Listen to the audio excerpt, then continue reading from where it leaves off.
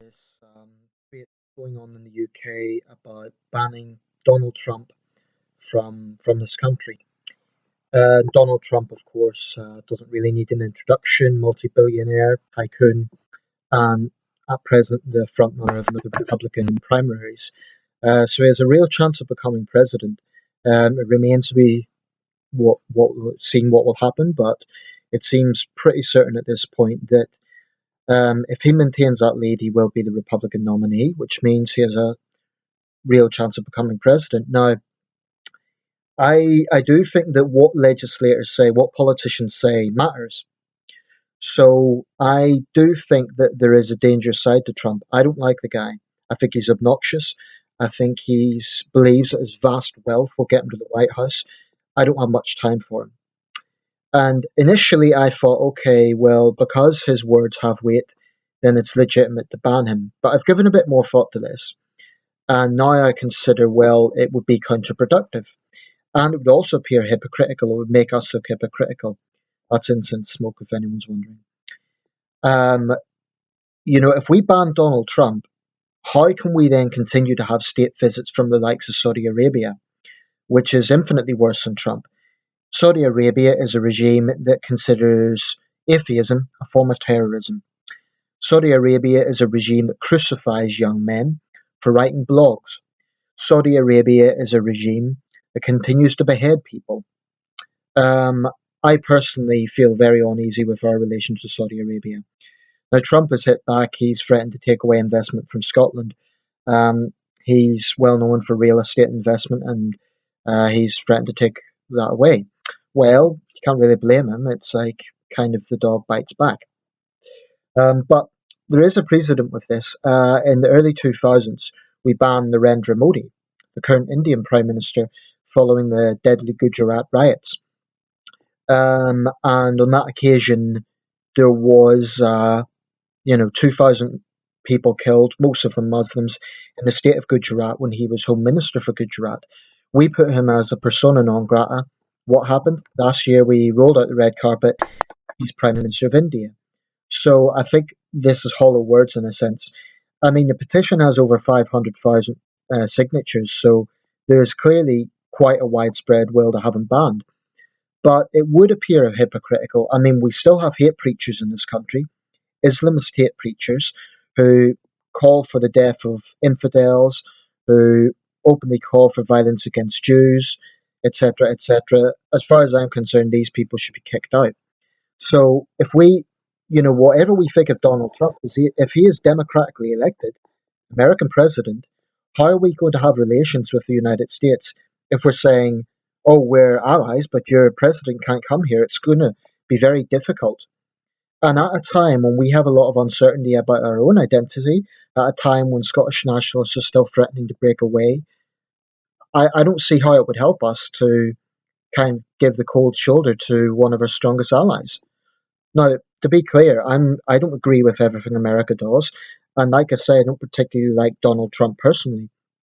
So it's not a case of slavishly, bowing to Washington. But if we can roll out the red carpet for Beijing, then it would be a bit stupid to turn the cold shoulder to what is one of our oldest allies. Whether people like that or not, it's just a fact of life. America, United States of America, is one of our strongest allies. So if Trump does become president, I just can't see it being realistic. I mean, I cannot see David Cameron and George Osborne wanting that to happen. Of course, by that time, there might not be a new prime minister. I don't think Theresa May would want it either. Um, and certainly the other people who could potentially be prime minister. Jeremy Corbyn would. And Jeremy Corbyn has said that what he would do if Trump comes here. Actually, I'll amend that. I don't think Corbyn wants him banned, but Corbyn has said he would bring him to a London mosque. Well, clearly that's a politically correct message, but frankly, there's certain London mosques that would only solidify Donald Trump's point. There are London mosques that have hate preachers, like Finsbury Park. So not everything Donald Trump says is wrong. And that's a point I'd like to make. I don't necessarily agree with his blanket ban on all Muslims, but not everything he says is wrong. The reason I don't like the guy is because I think he is arrogant.